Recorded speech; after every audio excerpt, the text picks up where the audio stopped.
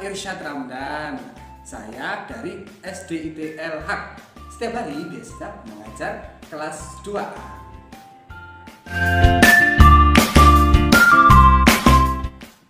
Assalamualaikum, perkenalkan nama saya Ustazah Yanti dari SDIT El Haq. Biasanya mengajar di kelas 2B.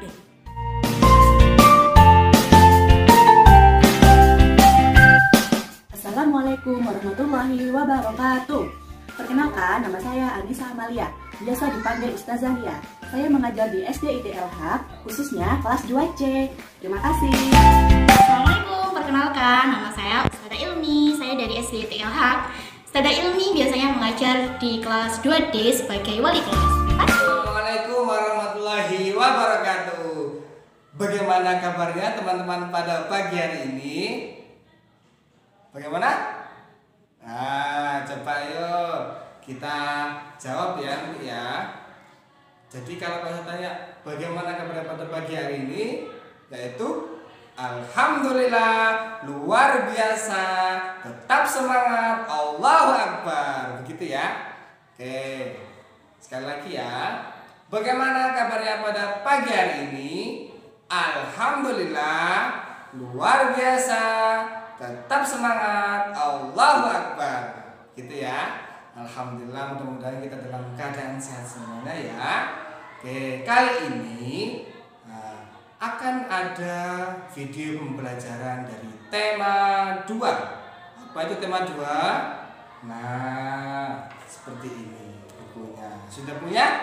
Tema 2, bermain di lingkunganku. Siapa yang suka bermain? Semuanya pasti suka bermain ya. Jadi kita akan membahas tentang bermain di lingkunganku, buku tematik tema 2. Yang pertama yaitu subtema 1 tentang bermain di lingkunganku, di lingkungan rumah. Ya, nanti dipelajarin ya setelah ini, setelah nonton video, dilihat bukunya, nanti dikerjakan tugas-tugasnya. Siap? Kalau siap, alhamdulillah. Oke, sekian. Nanti disimak baik-baik ya video berikut ini ya. Oke, assalamualaikum. Hai teman-teman. Oke, kali ini kita akan belajar tema 2, subtema 1. Silakan ya teman-teman bisa buka halaman 4. Ya, halaman 4 ini kita akan bersama-sama bernyanyi ya. Ustazah akan bernyanyi, teman-teman juga akan bernyanyi bersama ayah bunda di rumah. Boleh diturunkan ya. Oke, hitungan ketiga dari sekarang 1, 2, 3. Majulah perahuku laju, meluncur di air biru. Lajulah perahuku laju ke tempat yang aku tuju. Oke teman-teman, tadi kita sudah bersama-sama bernyanyi tentang lagu yang berjudul Berdayung. Nah, sekarang Ustazah akan menjelaskan atau memberitahu ini kenapa sih Ustazah kalau ada tulisan angka 3, angka 2, angka 1, 2, 3, 2 titik dan sebagainya. Nah, ini hari ini kita akan belajar tentang panjang, pendek, nada dengan ketukan. Nah, jadi gini, kita lihat. Ustazah tadi udah bernyanyi lajulah. Ketika Ustazah bilang la, Ustazah mengetuk 2 kali. Lajulah. Nah, tandanya kalau Ustazah mengetuk 2 kali itu tandanya panjang. Kalau di angkanya biasanya ada titik. Ini. Ya. Setiap ada titik di atas sini, di angka 3, belakangnya angka 3 ada titik. Jadi berarti lagunya itu dibaca panjang 2 ketukan. Kayak ngaji aja ya, 2 ketukan ya. Jadi kalau di Umi 2 ketukan itu berarti panjang. Di lagu Berdayung ini juga seperti itu. Kalau Ustazah ada titik ini, belakang angka ada titik, berarti dipanjangkan 2 ketukan. Ustazah ulang ya. Lajulah. Ya, yang panjang 3. Karena di belakang 3 ada titik. Lajulah perahuku. Loh, ku 2 ketukan karena di belakang 2 ada titik. Ya, laju, laju. Nah, ju di belakang 2 juga ada titik. Biasanya kalau di angka belakangnya ada titik, ada titik, ada titik, diberi tanda lingkaran. Ini tandanya 2 ketukan. Kalau 1 ketukan kita kasih setengah lingkaran. Ya. Karena 1 ketukan. Kalau yang ini 1 ketukan apa 2 ketukan? 1 ketukan. Kita kasih tanda setengah lingkaran. Ini perahuku, setengah lingkaran. Setengah lingkaran juga karena tidak ada titik.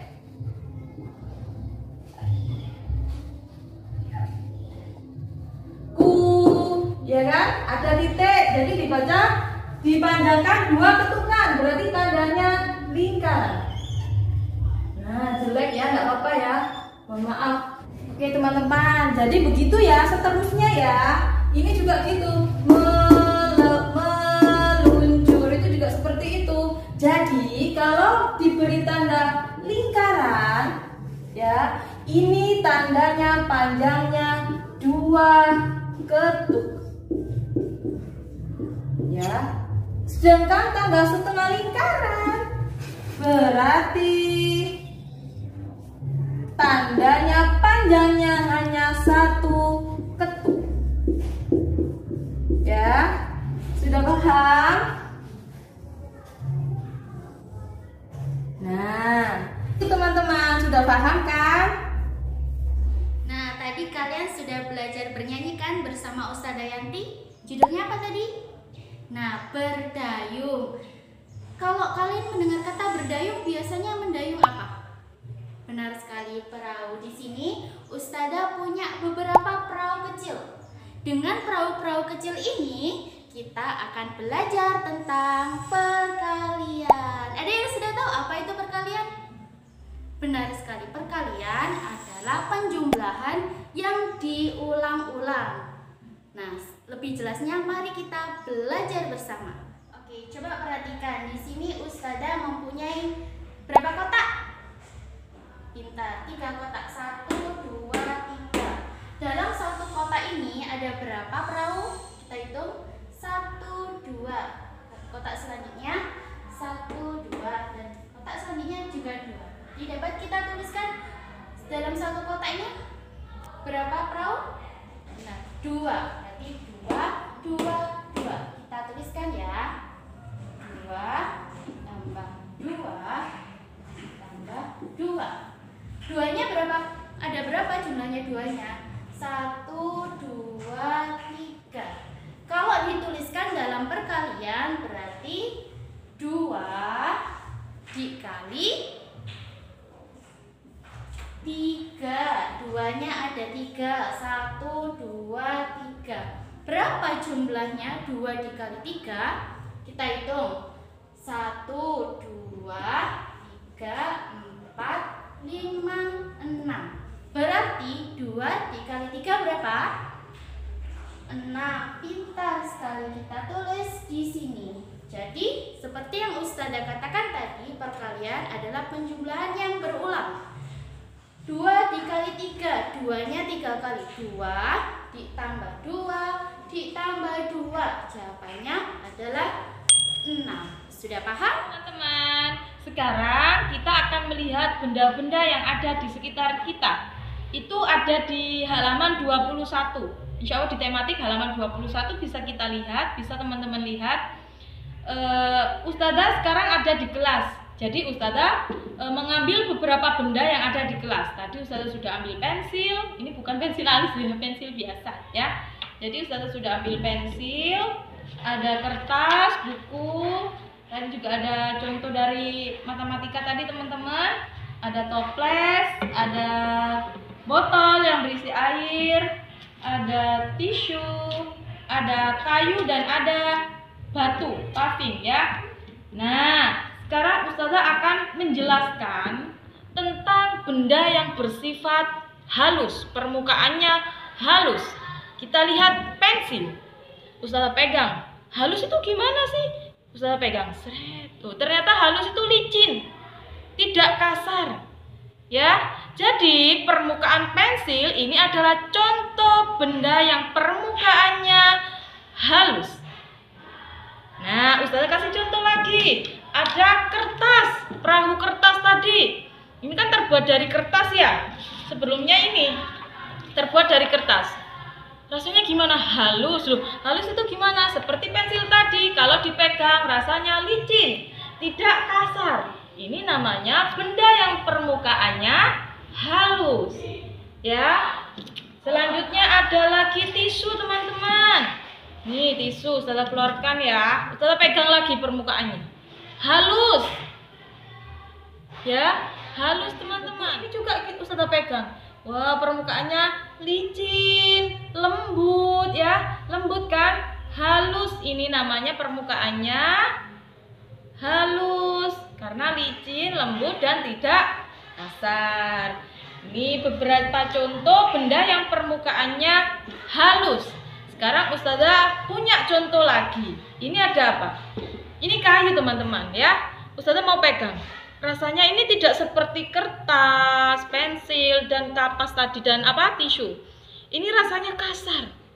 Ya, kalau dipegang tidak halus lagi, tidak licin lagi, tidak lembut lagi, tapi kasar. Ya, ini tidak licin, berarti permukaan kayu ini bersifat kasar, beda dengan kertas, pensil, dan tisu. Nah, ini juga ada batu. Kalau Ustazah pegang juga rasanya kasar. Gimana sih kasar itu? Berarti kasar itu tidak halus. Kebalikannya itu tadi, tidak licin. Ya, coba. Loh kan? Rasanya kasar. Berarti tidak licin. Ya. Oke. Cukup ya. Ini tadi ada beberapa contoh dari benda yang permukaannya halus dan benda yang permukaannya kasar. Nah, ini buat apa Ustazah? Ini Ustazah punya air. Air ini kalau Ustazah tuang, kalau mengenai Ustazah itu akan basah. Nah, berarti air itu bersifat basah. Sesuatu yang mengandung air itu pasti bersifat basah, ya. Apa aja? Contohnya ada minyak mungkin ya. Ada kecap, itu bersifat basah. Dan kalau air Ustazah tuangkan di dalam wadah, air ini akan berubah bentuknya. Dari yang semula bentuknya botol tadi ya, berubah menjadi toples. Coba Ustazah tuang lagi ke botol. Apakah masih jadi toples? Coba.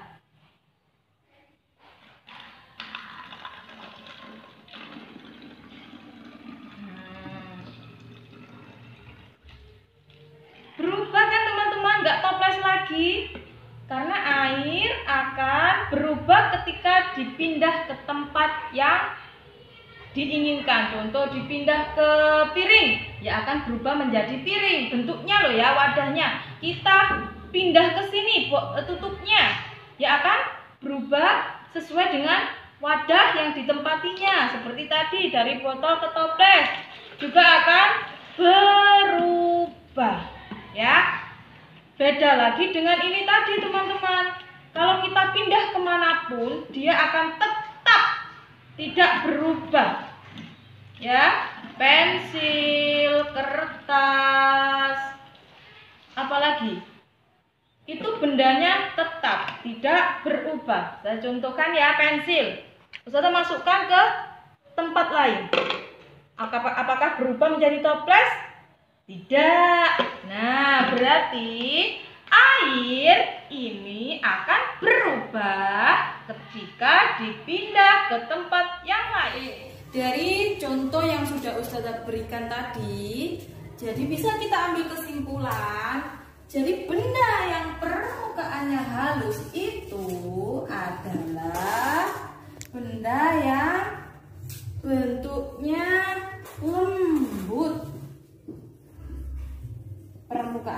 terasa lembut, licin, ya, dan tidak kasar.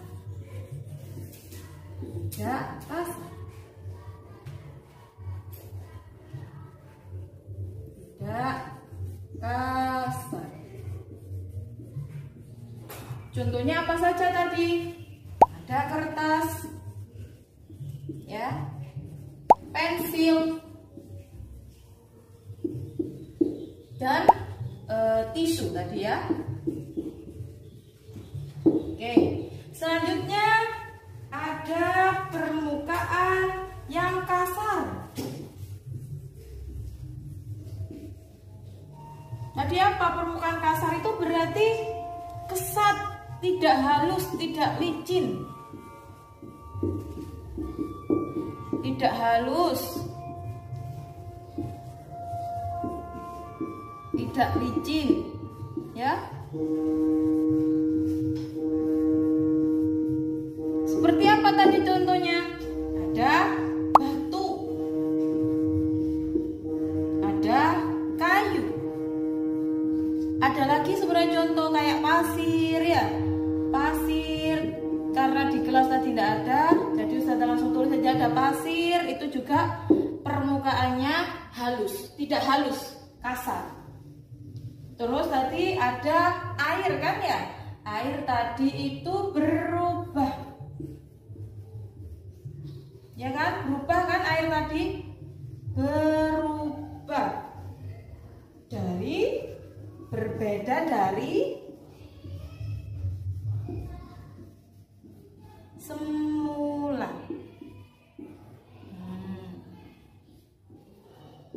Ya kan, contohnya tadi air. Selanjutnya ada tetap, teman-teman. Tetap.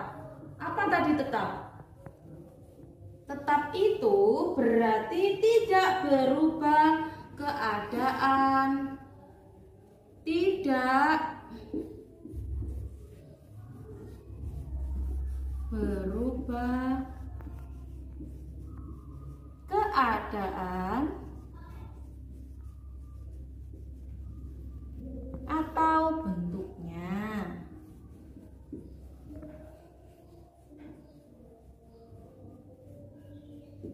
Contohnya apa tadi? Pensil, ya kan? Pensil, tisu, kertas. Nah, oke ya. Satu lagi, basah, ya. Basah tadi apa? Basah itu sesuatu yang mengandung air. Pokoknya apapun yang mengandung air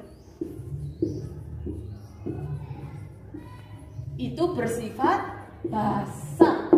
Entah itu kecap, ya, minyak, dan lain-lain. Pokoknya yang mengandung air itu berarti bersifat basah. Sudah paham teman-teman? Oke, alhamdulillah ya. Tadi kita sudah belajar tentang sifat-sifat benda dan bentuk benda, ya, yang ada di sekitar kita. Oke, selanjutnya kita akan belajar tentang permainan simpai. Apa itu permainan simpai? Permainan simpai sama dengan permainan hula hoop. Nah, teman-teman tahu tidak permainan hula hoop itu yang seperti apa? Nah, kalau teman-teman tidak tahu, silakan dibuka di buku tema 2 halaman 11. Nah, di buku tema 2 itu ada contoh permainan simpai. Di dalam permainan simpai itu ada peraturan-peraturannya ya teman-teman. Misal kita kalau mau bermain simpai harus menjaga keseimbangan agar bisa bermain dengan baik. Nah, peraturan itu tidak hanya ada di dalam permainan loh teman-teman, tapi juga ada di dalam rumah. Selanjutnya Ustazah akan memberikan contoh peraturan yang ada di rumah. Peraturan yang ada di rumah. Misal yang pertama, teman-teman harus bangun pagi. Tidak boleh telat sholat subuh. Yang kedua, setelah bangun dan sholat subuh, lalu dilanjutkan dengan merapikan tempat tidur. Lalu setelah merapikan tempat tidur, kemudian teman-teman bisa sarapan. Setelah itu, jika teman-teman mau bermain atau mau keluar rumah, harus izin orang tua dulu, yaitu izin orang tua jika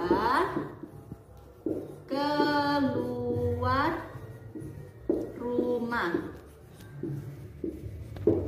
Nah, lalu yang kelima, ada peraturan di rumah bahwa sholat 5 waktu dengan tepat waktu. Dengan tepat waktu.